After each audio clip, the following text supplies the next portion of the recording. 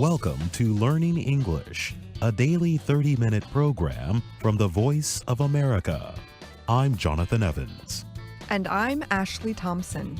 This program is aimed at English learners, so we speak a little slower and we use words and phrases especially written for people learning English.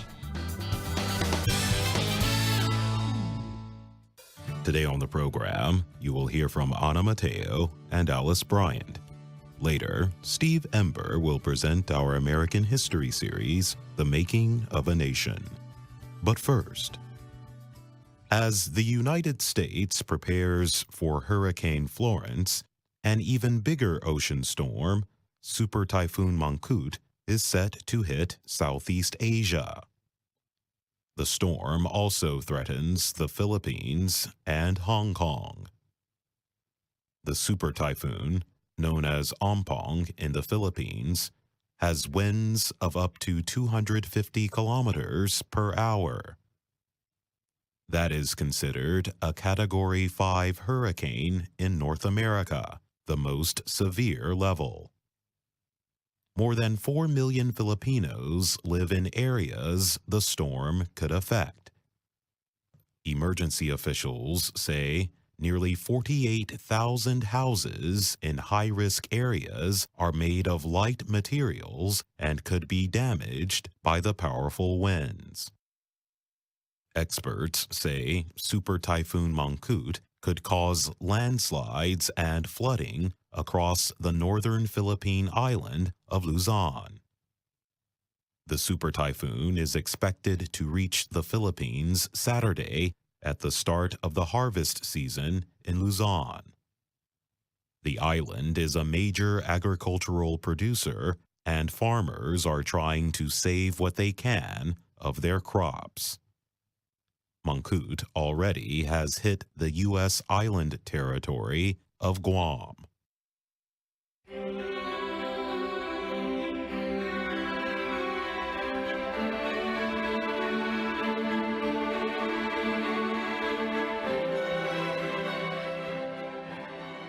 Scientists say they have discovered 3 new species of fish in one of the deepest places on Earth.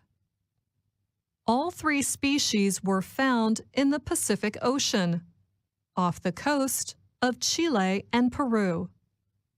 They were deep in the Atacama Trench, 7,500 meters below the surface. Researchers from Britain's Newcastle University say the new species have been given temporary names based on their coloring. They are known as the pink, the blue, and the purple Atacama snailfish. The 3 snailfish species are different from most other fish. Their unusual bodies are built to deal with the cold water and extreme pressure deep in the ocean. All 3 are small and translucent, meaning light can pass through their skin. They also have no scales on the skin for protection. Thomas Lindley is with Newcastle University. He said in a statement, "The hardest structures in their bodies are the bones in their inner ear, which give them balance, and their teeth. Without the extreme pressure and cold to support their bodies, they are extremely fragile and melt rapidly when brought to the surface." A team of 40 scientists from 17 nations captured video of the fish in their natural environment. Other scientists say the blue Atacama snailfish appeared to be a rare winged snailfish, but it has a long fin and a big head, similar to the ethereal snailfish off the coast of Mariana Islands. The pink was closer in appearance to the Mariana snailfish, a species found in the deepest part of the Mariana Trench, on the other side of the Pacific. The third species is a small purple snailfish. It is similar to fish living at the depth of 3,500 meters. One of the purple snailfish, about 9 centimeters long, was brought to the surface for further study. In addition to the discovery of the new species of snailfish, scientists also captured rare video of long-legged isopods, known as monopsids. The shellfish has a small body, about the size of a human hand. It can swim backwards and upside down using its extremely long legs. The scientists say what they have found in the deep sea is an environment rich with many species in large numbers. From the video shot by the Newcastle scientists, Lindley said, there is something about the snailfish that allows them to adapt to living very deep. Beyond the reach of other fish, they are free of competitors and predators. He added, they seem to be quite active and look very well fed. I'm Anna Mateo.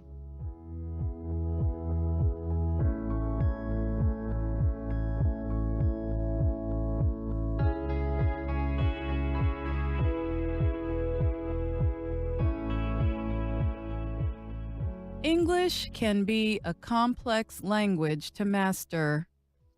It has a lot of rules and breaks many of them. No matter your level of English, forming questions can be one of the more vexing parts of mastering the language. The good news is that we are here today to make that process easier. In a recent Everyday Grammar, we told you about subject questions, questions we ask when we want to learn the who or the which of an action. Today, we will tell you about yes or no questions. A yes or no question is a question that expects an answer of yes or no. For example, are you coming to the show? Has she been to Montreal? Does this color look good on me? As you can hear, yes or no questions do not begin with common question words such as why, where, what, how, when, and which. Instead, they often begin with the verbs do, be, or have. You already know these three verbs as among the most common in English, but they have a second separate usage as auxiliary verbs. We use auxiliary verbs with main verbs to do things like form questions and verb tenses. Auxiliary verbs are sometimes called helping verbs because they help main verbs to carry meaning.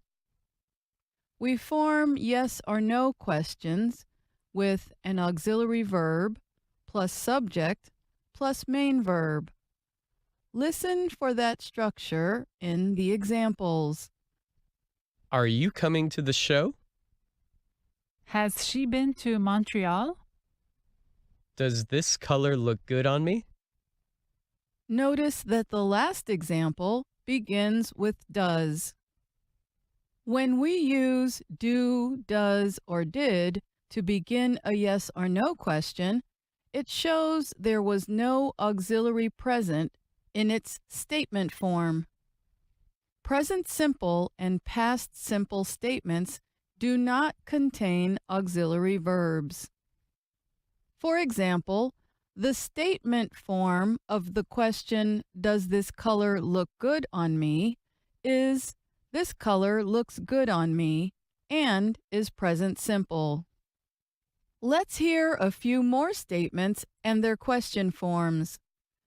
Notice that the statements do not contain an auxiliary verb, and the questions follow the same structure: auxiliary verb plus subject plus main verb.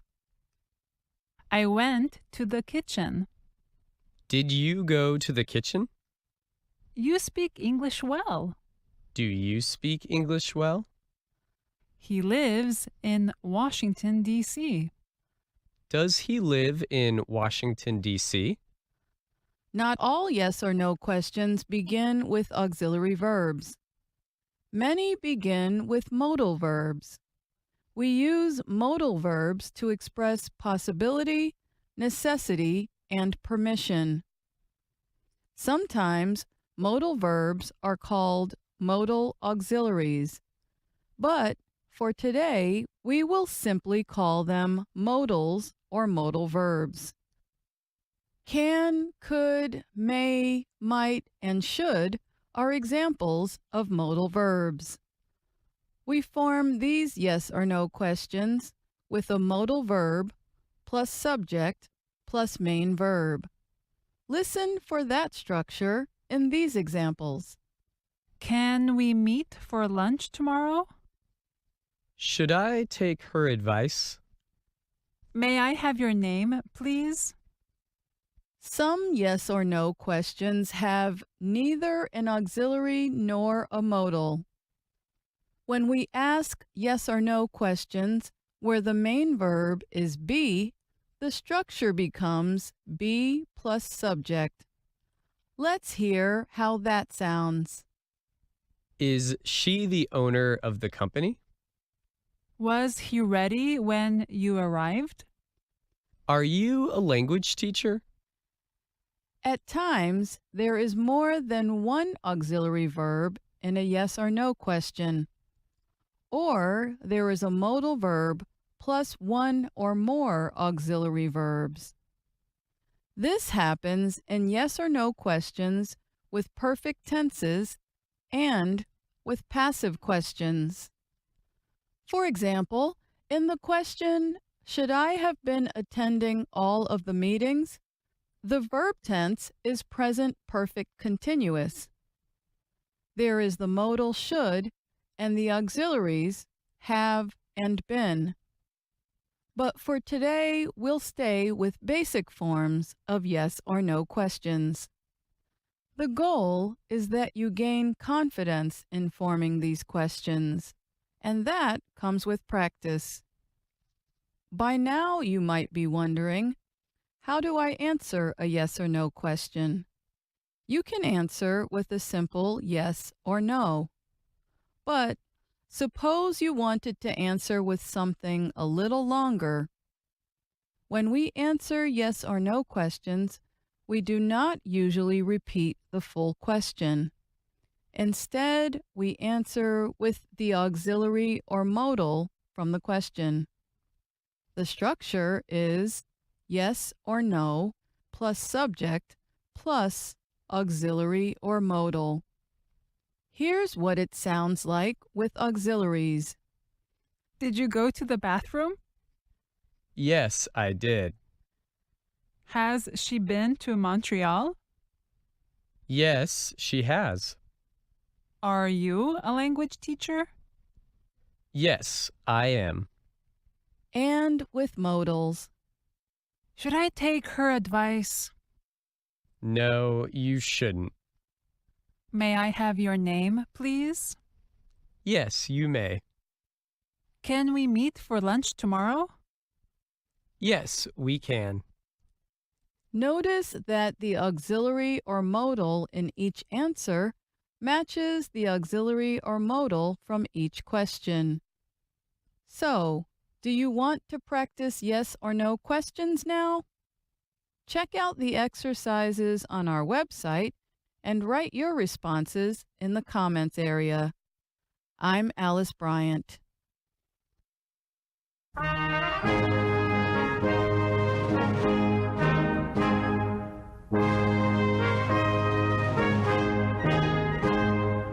Welcome to The Making of a Nation, American History in VOA Special English. I'm Steve Ember. We continue the story of the presidency of George W. Bush. Bush began his second term and fifth year in office in January 2005. Early in his first term, terrorists had carried out the worst attacks in United States history. President Bush declared a war on terror and led the country into wars in Afghanistan and Iraq. In his second inaugural address, he promised to continue fighting to defeat terrorism and increase democracy around the world. So it is the policy of the United States to seek and support the growth of democratic movements and institutions in every nation and culture with the ultimate goal of ending tyranny in our world.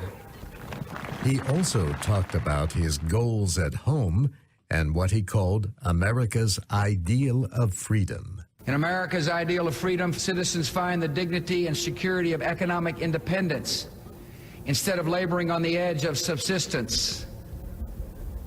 This is the broader definition of liberty that motivated the Homestead Act, the Social Security Act, and the GI Bill of Rights. We will widen the ownership of homes and businesses, retirement savings, and health insurance, preparing our people for the challenges of life in a free society. By making every citizen an agent of his or her own destiny, we will give our fellow Americans greater freedom from want and fear and make our society more prosperous and just and equal. The United States Constitution limits presidents to 2 terms. Presidential historian Russell Riley at the University of Virginia's Miller Center says presidents traditionally use their first term to focus on their major goals for the country. Second terms, he says, tend to be unhappy times. During his second term, Richard Nixon resigned over the attempt to hide political wrongdoing in the Watergate case. Bill Clinton faced a trial in the Senate over his attempt to hide a relationship with a young aide. But the first major problem of George Bush's second term dropped from the sky. You saw people on the rooftops. You saw people using claw hammers trying to break through their attic to get up onto the roof. That's why you had so many people who drowned. In August of 2005, Susan Bennett received a phone call from her daughter, a television reporter in New Orleans, Louisiana. She called on a Friday and said, I think you need to come and pick up my son because there's a really big storm coming. It was Hurricane Katrina, one of the worst natural disasters in American history. Along the Gulf of Mexico, the hardest hit states were Louisiana, Mississippi, and Alabama. Over 1,800 people died. Property damage totaled more than $75 billion. But Katrina will be remembered mostly because of what happened in New Orleans. It has gutted the hotel! A day before the storm hit, officials had ordered everyone to leave the city.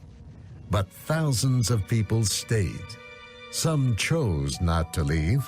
Others were too poor, too old, or too sick to go.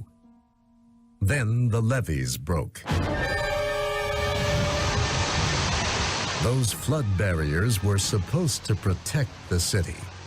Much of New Orleans was built on land that lies below sea level. As Katrina hit, more than 80% of the city flooded.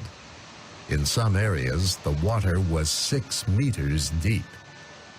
Many people who stayed were caught in the floods. Officials struggled to get food, water, and medicine to the survivors. The displaced included thousands of people who took shelter in the Superdome, a big sports arena. Out on the streets, lawless acts fed a sense of disorder and helplessness. It's disgusting and frustrating, and we are human beings, and they're treating us like we're criminals. Susan Bennett helped create an exhibit about Hurricane Katrina at the Newseum, a museum of news in Washington. Not only in this country, but also in newspapers across the world, you saw the same headline. It ranged from engulfed to our tsunami, chaos, and then it went to anarchy, national disgrace. Congress later found that officials at every level of government, local, state, and federal, had failed in doing their jobs. President Bush flew over New Orleans to inspect the damage. A photograph showed him looking out the window of Air Force One at the ground below. Russell Riley at the University of Virginia says the picture expressed what many people were thinking about the handling of the disaster. Because of the ineffectiveness of the government response at the time, that image communicated to the American people that the president was remote, that he wasn't on the ground, that the best he could do was just look out the window of a passing plane.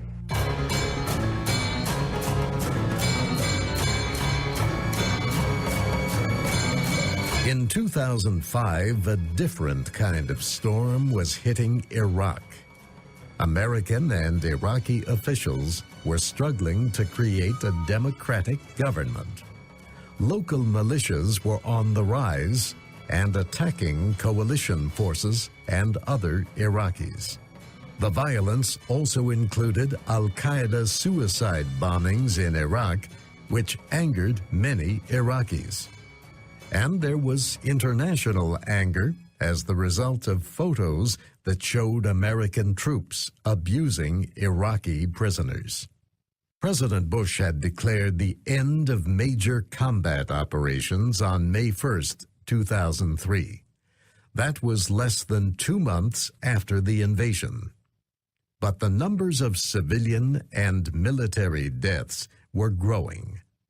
And in the United States, surveys were showing that a growing number of Americans thought going into Iraq was a mistake. The bad news was we were uncomfortable with it, and we wanted to get out, and we could not understand how things could go so terribly wrong. Judith Yaffe joined the National Defense University after 20 years as a Middle East expert at the Central Intelligence Agency. That's where the lack of strategy and the mismanagement come in. But I think it's also true that, Americans just wanted to say, why are we in Iraq? Why are we in any of these places? Because historically speaking, it's not a role we've been comfortable with. She says by President Bush's second term, few Iraqis wanted to cooperate with the Americans to make the country more secure. But President Bush said American troops could not leave until Iraqi forces replaced them. In 2006, an Iraqi court sentenced the country's former leader to death. Saddam Hussein was hanged for crimes against humanity. But nothing else seemed to change. Violence and insurgent attacks continued. Iraq seemed to be on the edge of being torn apart by civil war. Early the next year, President Bush announced that he was sending more troops to Iraq. He thought it would help stop the violence. These troops will work alongside Iraqi units and be embedded in their formations. Our troops will have a well-defined mission to help Iraqis clear and secure neighborhoods, to help them protect the local population, and to help ensure that the Iraqi forces left behind are capable of providing the security that Baghdad needs. The temporary increase of about 30,000 troops came to be called the Surge. In September of 2007, the top commander in Iraq reported to Congress that the violence was decreasing. The surge may have helped create the conditions for this change, but there were other reasons as well. Middle East expert Judith Yaffe says many Iraqis decided to work with the Americans to defeat the insurgency. The real truth is, and it's a good news story, that the Iraqis themselves saw that this was a greater danger to them, that there was nothing to be gained. The Sunnis of Iraq in particular saw that al-Qaeda was hurting them, that it was a danger to them, that there was much more to be gained by aligning with the U.S. forces. By the time President Bush was finishing his second term, Iraqi and American officials had agreed on a withdrawal date to end the war. The last American forces would leave Iraq by the end of 2011. Russell Riley at the University of Virginia says it is too soon to know how history will judge the United States' actions in Iraq. If Iraq proves to be a policy success, then the surge will be a critical turning point and a terrific exercise of presidential leadership. He also points out that the war is not the only measure by which the 43rd president will be judged. Professor Riley put it this way: the great debate among historians will not be whether Bush was a powerful president or a consequential president, but whether he directed those powers in the most fruitful way that he could have.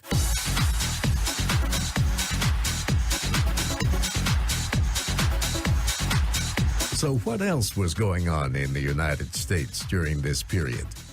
Millions of people were voting for which singer should get a recording contract on American Idol. Year after year, it was the most popular show on television. Oh, Robert, I think you just killed my favorite song of all time. Killed in a good way or a bad way? I'm afraid. Well, listen, killing is never good. Killing is never good. There's never a happy killing. I'm sorry to hear that. No, I mean, that was first degree on that one. I need some shelter of my own protection, baby. But the biggest story in music was not what people were listening to, but how. Sales of CDs in stores fell as more and more people downloaded songs from the internet. On iTunes, Fergie's Big Girls Don't Cry was the most downloaded song of 2007. And big girls don't cry.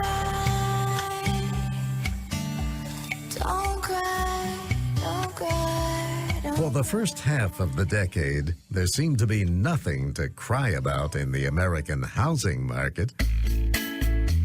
Home prices were going up and up, which made sellers happy. And lenders were offering bigger and bigger loans at easy terms and low interest rates, which made buyers happy. The government supported the easing of lending rules as a form of social policy, a way to help more people buy homes. Rates of home ownership, a part of the American dream, reached record highs. In 2005, nearly 7 out of 10 Americans owned their own home.